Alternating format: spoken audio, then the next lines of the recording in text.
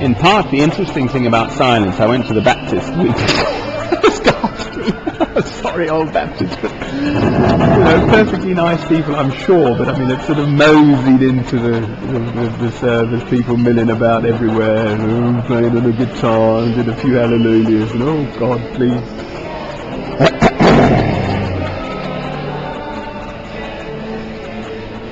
Silence is holy,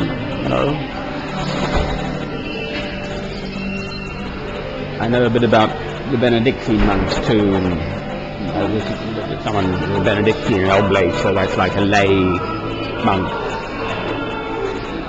And Buckfast Abbey is very well known down in either Devon or Cornwall, in Devonshire, in England. There's a famous Brother Adam because it's isolated bees, so he had a special strain of bees, so there's this association. Bees can only fly so far, so they were isolated. So they had a special strain of bees down there, especially Brother Adam. But there's silence, You meet, you wake, perhaps early. For me, actually, it can easily be 3.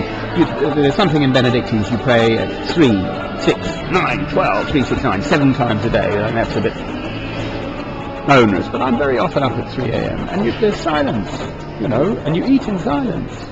So it's not pass the salt, it's what you need, and everyone understands it, and you just share that meal together. The Quakers would do the same. Back in the 1800s, the whole day would be just spent in worship. I long for this. I don't want to be alone in a motorway service station, for heaven's sake.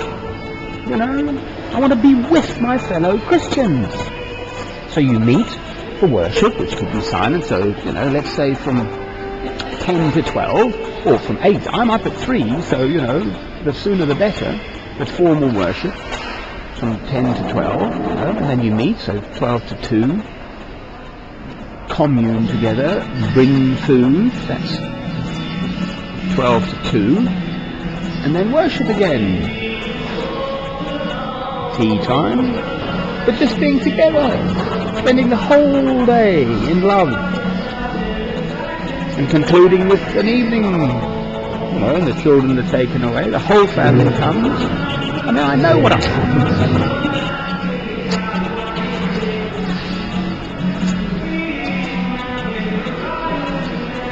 So let the light of Christ shine through thee in this dark world.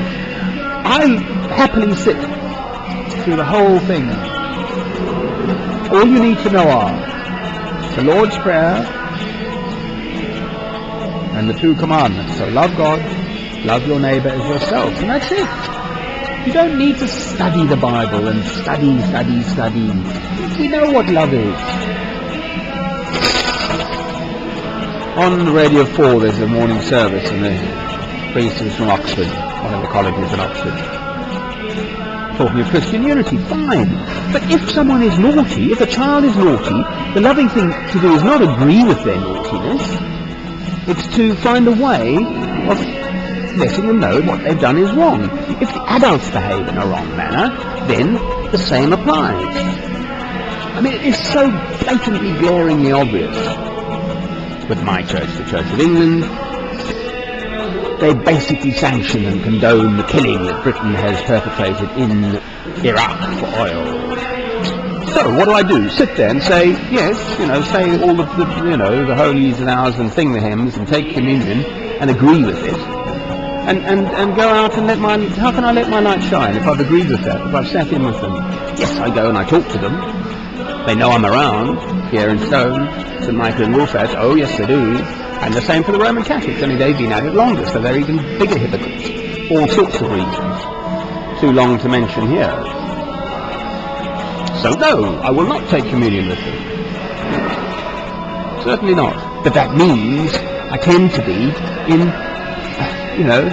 company of one. Me, hence YouTube.